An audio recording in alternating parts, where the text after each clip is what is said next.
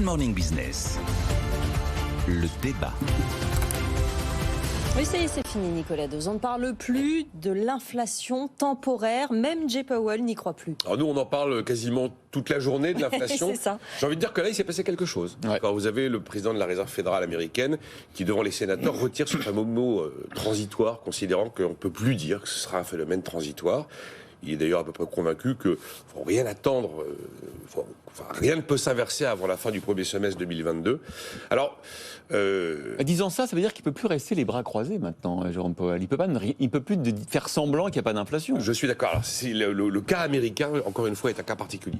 Parce que cette inflation aux États-Unis, elle vient des plans de relance massifs qui ont été engagés. Elle vient également d'un taux de participation de la manœuvre qui est particulièrement faible. D'ailleurs, en être presque difficile à expliquer. Ça vient également d'une pression sur les salaires et d'une très forte hausse des loyers. Ce sont des phénomènes qu'on n'observe pas du tout chez nous. Et en fait, l'inflation à laquelle on assiste, c'est pas une inflation monétaire. C'est une inflation vraiment de l'économie réelle. C'est tiré par une demande dont la structure s'est plutôt déformée des biens vers les services et par ces fameux goulots d'étranglement sur les coûts de production. Effectivement, on verra ce qui va se passer les 14 et 15 décembre et s'il y a une décision de politique monétaire. À l'évidence, la décision de politique monétaire que pourrait prendre la Réserve fédérale américaine, n'en déplaise à Jean-Marc Daniel, ce sera plutôt de commencer par des baisses de rachat d'actifs mensuels avant une éventuelle hausse de taux.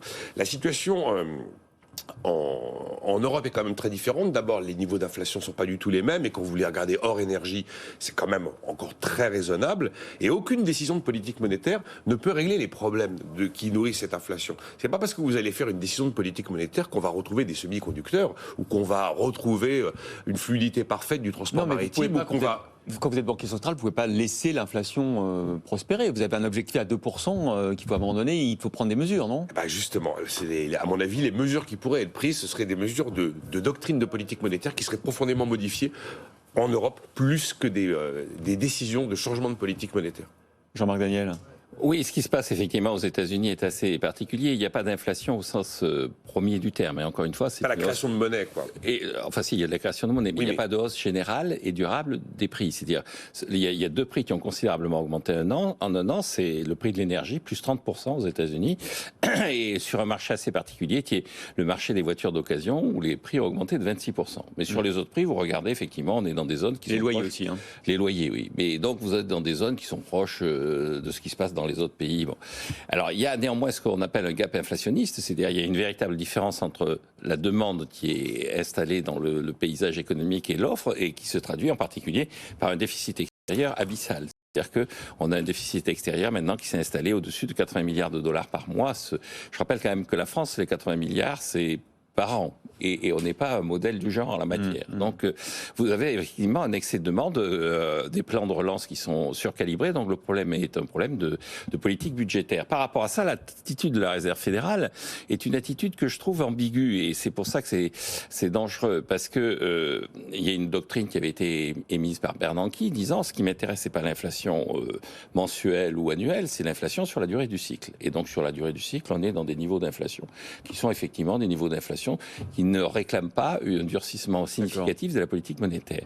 En revanche, durcir la politique monétaire, et là je rejoins l'interprétation que Nicolas fait de mes propos, c'est-à-dire que je pense qu'effectivement la politique monétaire doit retrouver des niveaux de taux d'intérêt qui sont compatibles avec les règles d'une saine gestion à long terme de l'économie, c'est-à-dire taux d'intérêt égale taux de croissance. Utiliser la pression sur les prix de l'énergie et des voitures d'occasion pour retrouver des niveaux de taux d'intérêt qui soient à peu près normaux, ça me paraît assez astucieux, mais ça me paraît dangereux parce que on a plutôt intérêt à avancer clairement, comme le fait, je maintiens, la Banque d'Angleterre, plutôt que d'essayer de jouer de façon un peu subtile en disant mais vous savez, l'inflation, j'arrive pas à savoir si elle est réelle, transitoire, objective, subjective, perçue, tout ça.